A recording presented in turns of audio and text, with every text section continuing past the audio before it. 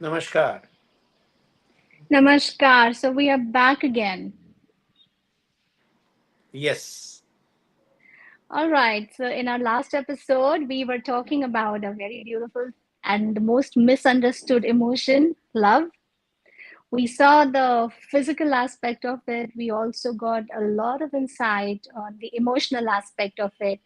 And since it was such a beautiful topic and there was so much to talk about, we were left with very little time to discuss the spiritual and paranormal aspects. So here we are again uh, with ShriViral Manik to gain more insights and some great inputs on a very beautiful topic called love.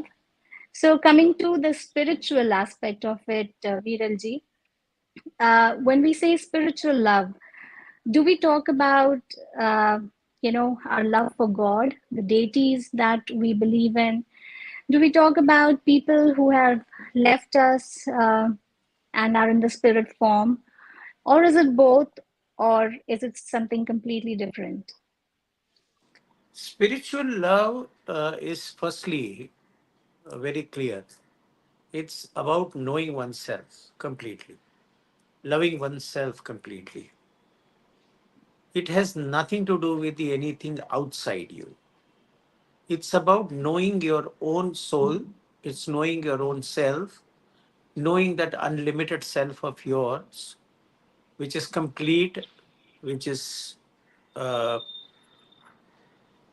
infinite, which is who you are.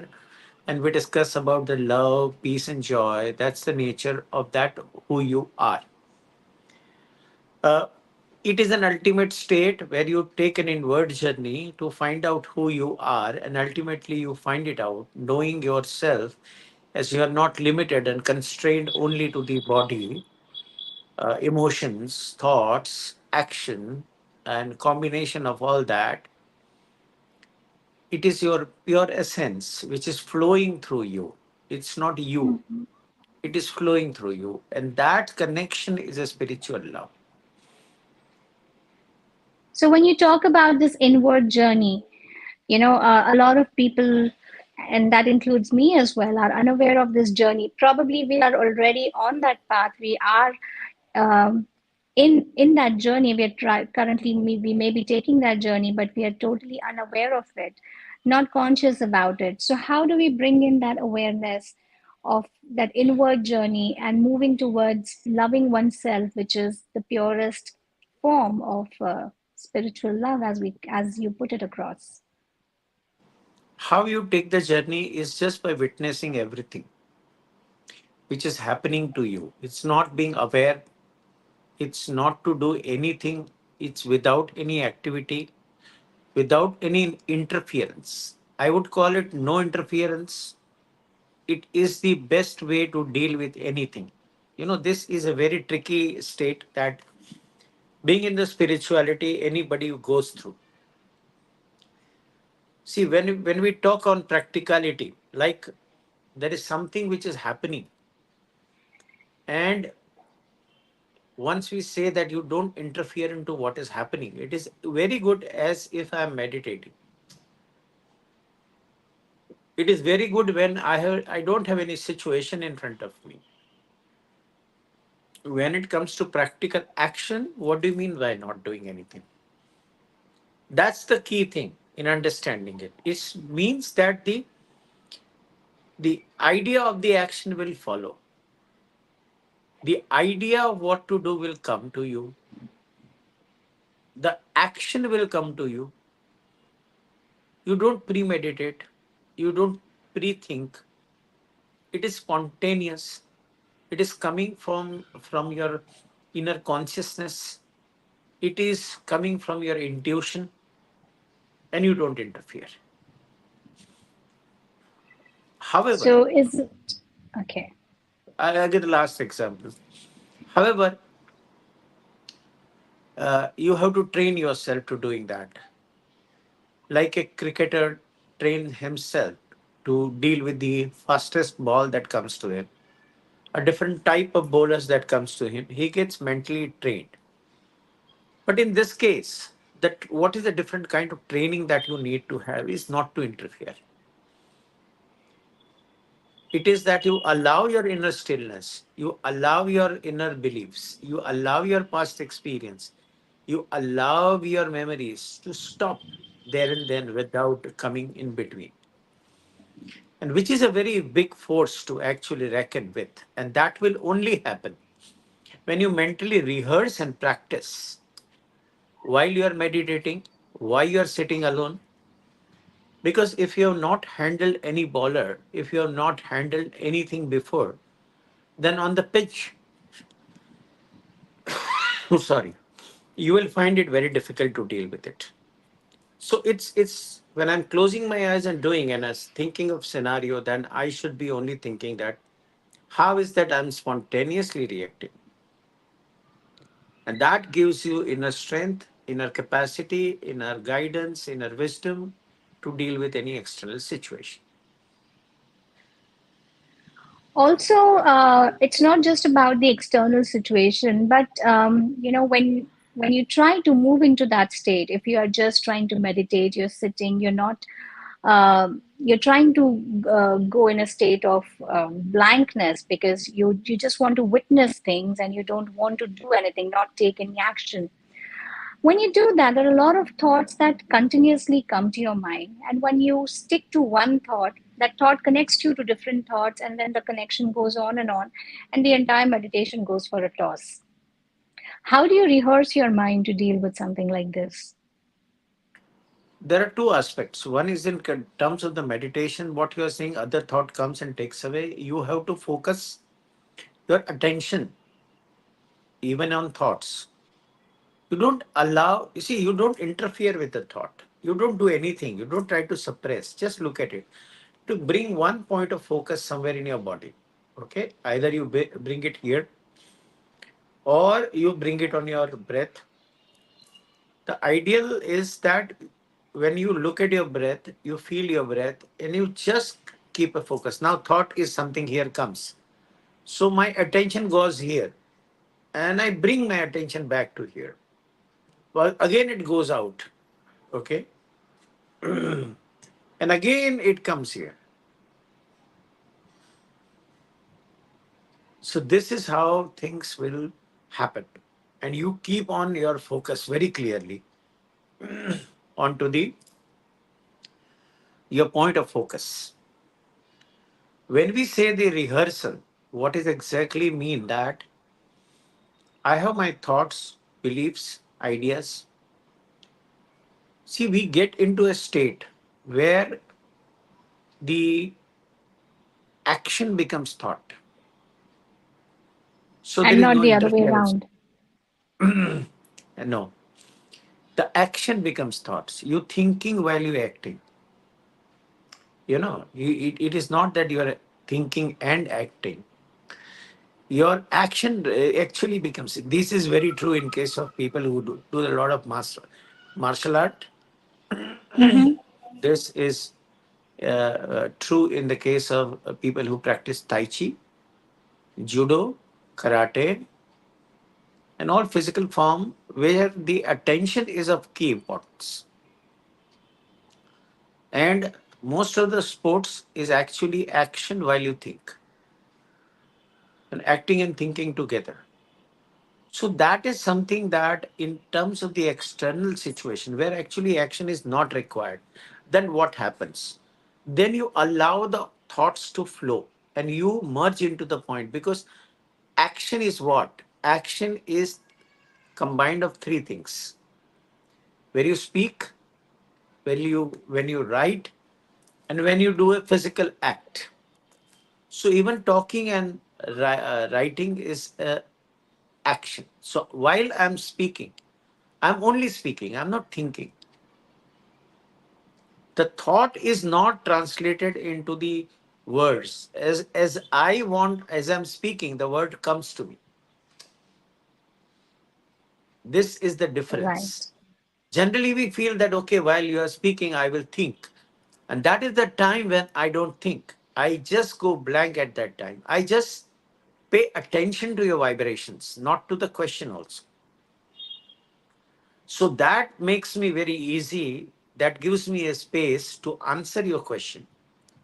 And when I'm speaking, I don't know. So while speaking, the thought is automatically coming to me. So that is what I mean when in terms of the three parts of the action that you take. So even in writing, when you keep writing, no, the ideas keeps on coming while you write. It is not that time you think and then write.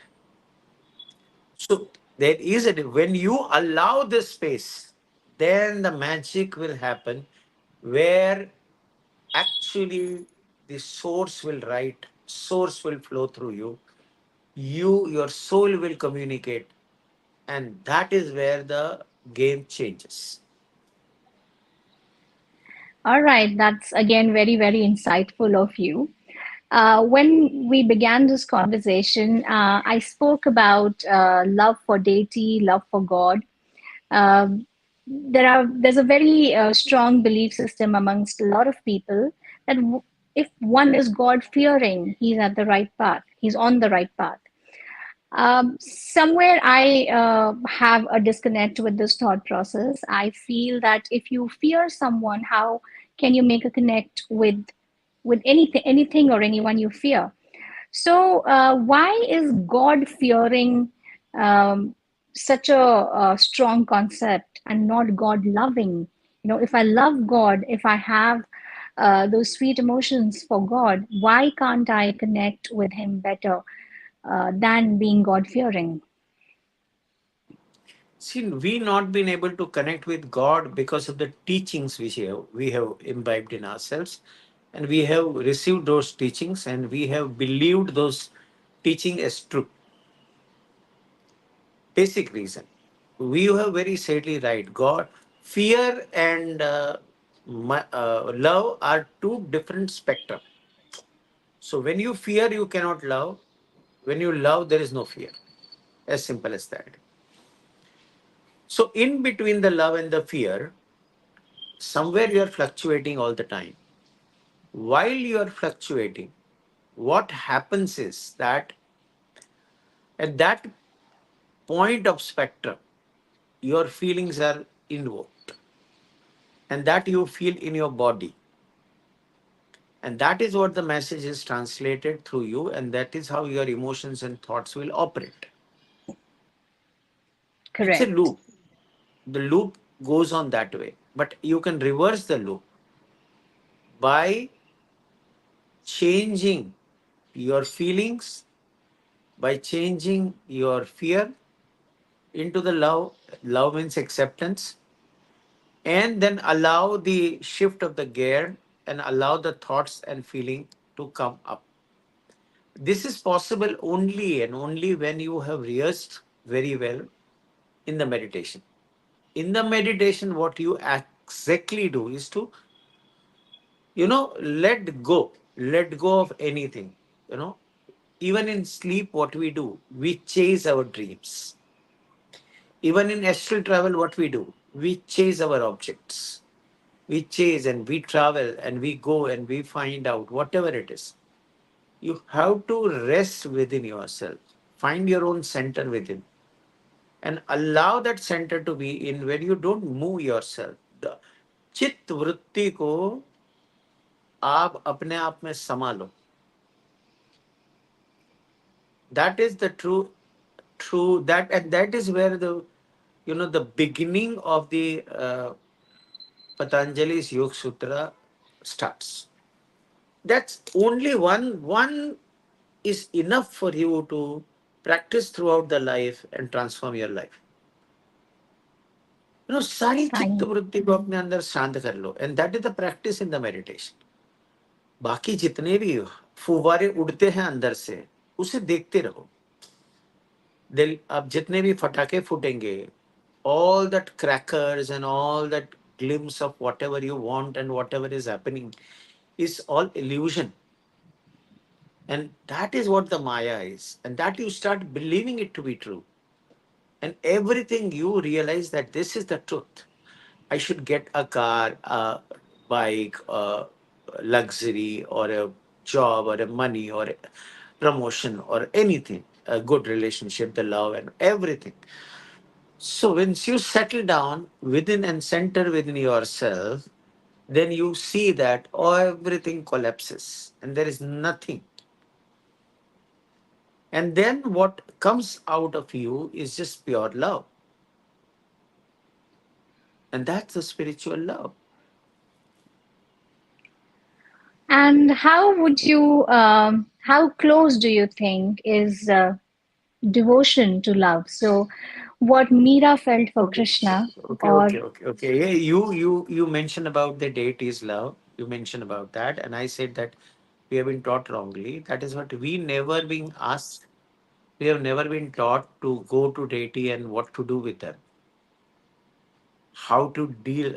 Even to do that puja, you require training. You can't be it's out of practice. What we do is see there also you will see many people just exhibit the fear. They express their fear, nothing else. The beginning when you enter,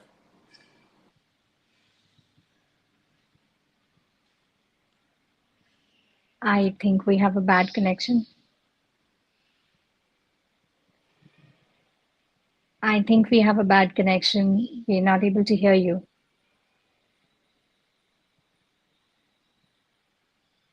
Viralji, we have a bad connection. We are not able to hear you.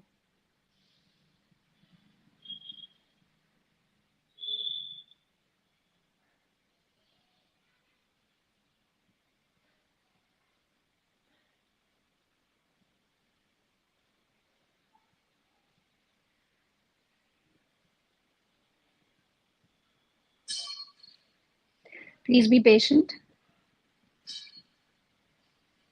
No,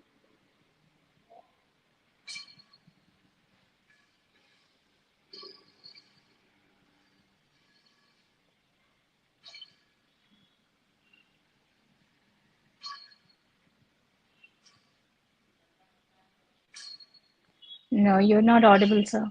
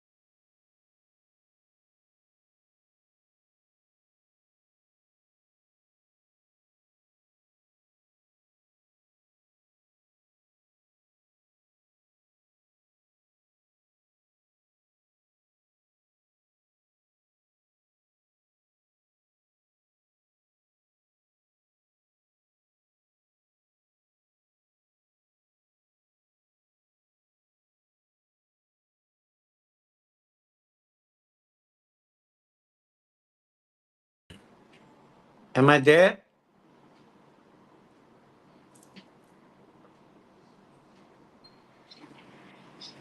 I Are think, you yes, there? we are back now. Yes, we are back.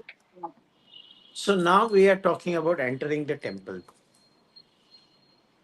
When you enter the temple, there is always a vahan of any deity outside the temple. First, you communicate with them. You enter. After entering, what is the first thing you do is to ring a bell. When you ring a bell, keep your focus completely in, so your all thoughts are gone. There is complete space. When you are in front of the deity, you establish a connection with him or her. Now that is a visual. Actually, if you see, that is what you imprint in your mind.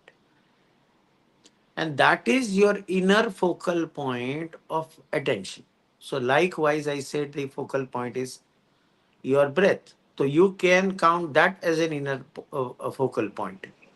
So when you enter, there will be a space. When you focus on that, if you hold that image in your mind for a long time, or whatever time that you sustain or there in the and actually that time you keep your focus here in the deity, completely on the deity, When you open your eyes and look at the deity, you look at all the nuances, very small nuances. And those nuances you revisit it when you look the same deity in your mind.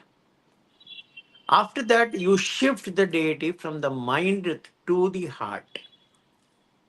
And after you focus it completely, allow your visualization of whatever the small nuances that you have seen that reappear in inside your head. Whilst you do this, actually you are connecting to the same energy within yourself, which is reflecting in you. Now, as you practice this, this is your love towards the deity. And the deity being the supreme energy outside the cosmology is coming from the other areas, then it will start showing up its light to you. And that is where your love, because the love is the deity accepts you where, however you are, whatever you are, in whichever condition you are. And then you surrender your thoughts, beliefs, and action to this deity and allow the deity to give you the guidance. And this is the true way of worshipping or creating the connection with the deity.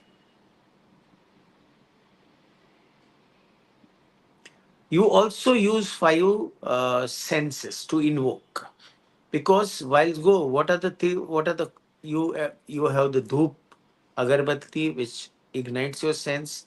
After you come Mm-hmm. out, the prasad, which ignites your gustatory. Taste buds.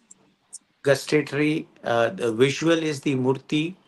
Okay, five elements, that is diya, and the sound of the bell is, and the bhajans or whatever stotra, struti.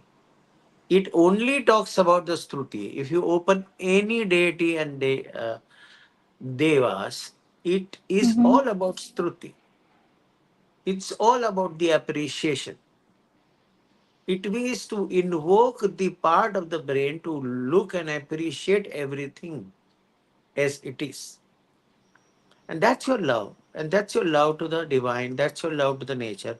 And ultimately you realizing that you are the divine and you are the love and you are everything. So till that time you use this external catalyst to focus on you. Wonderful.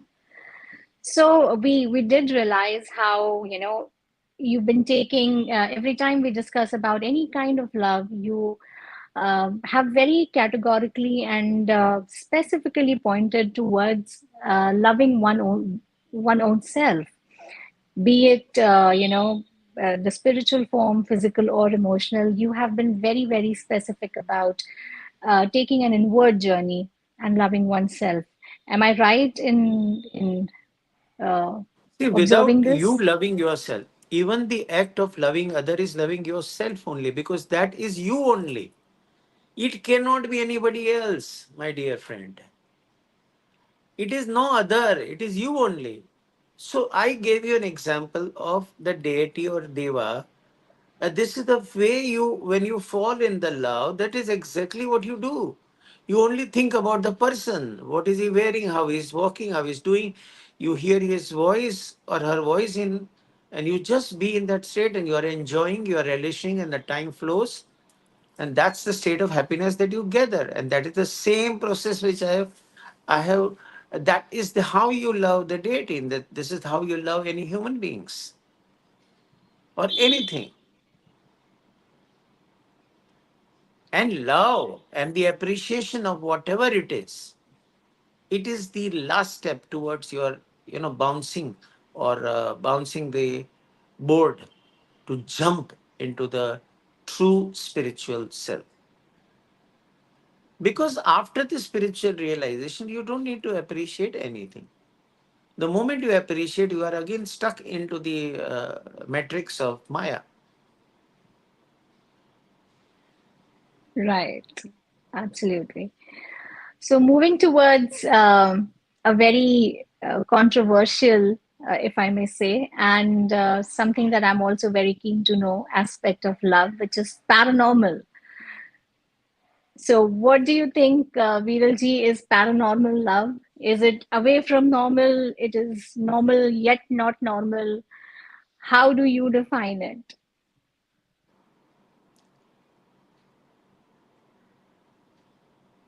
See, the uh, paranormal is not normal, beyond normal.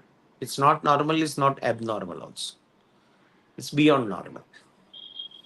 And in this category, few things false.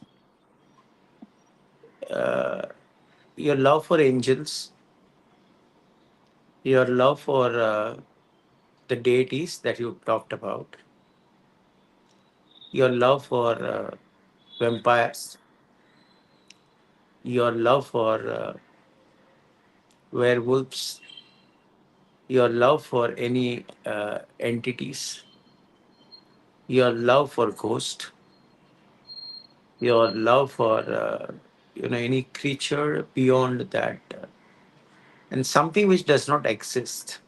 Okay, that is not existing at any given point of time. So there are three movies that I want you to look at it in which they have depicted the paranormal love. One is, I think, book or a movie. Twilight is one. The Uh, Twilight series. Shape- Twilight and Shapeless Water is another. Shapeless Water, and third is something mountain of something is there. I will put it in the description. So these are Sure. the three books talks about the paranormal love, the entire story of that. What is important for which is you won't find it anywhere. What I'm talking is, why do we get this fascination of loving somebody which is not there, which is coming out of two factors that we don't want to face the rejection. It's only one sided. Nobody has a power to reject you. And in this love that we other loves with that we are talking about from the spiritual, everything has a power to be rejected. Nobody. Correct. So you have also have to accept the rejection. That is also the love. That is the part of it. Now, very importantly, one point that we need to understand here, that these are actual entities. These are non-forming human, the formless human entities. They are energetic beings.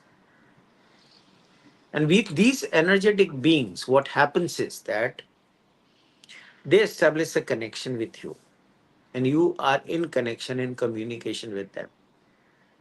And you start liking it, you start enjoying it, you establish a connection.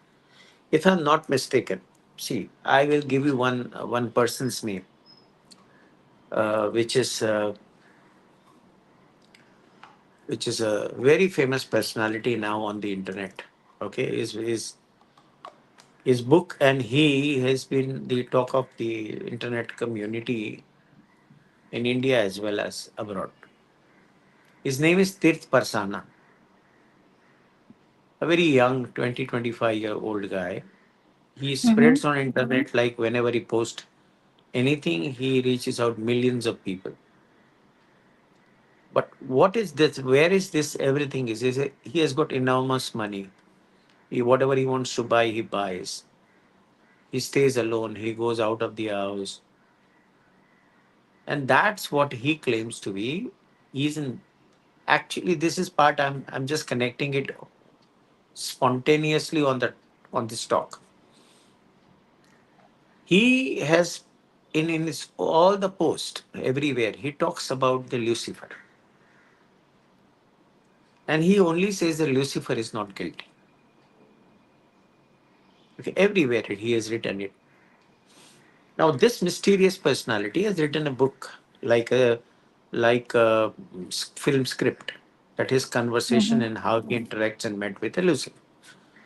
Now, Lucifer was supposed to be on the devil's side, and but there are two aspects of God, and he claims that Lucifer is the true God. and not the God which has been projected is the true God. That is what his version is, and he has put the facts in his books. Well, I don't say that I agree. I don't say that I disagree.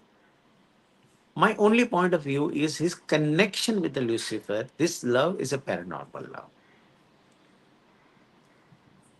Okay. This is a very striking example of the paranormal love. Now, the another paranormal love is the love between the deity Kali and the Thakur, that is Ramakrishna Paramahansa. Ramakrishna Paraman. Yeah, that is something a paranormal love. But Uh, that is very beautiful.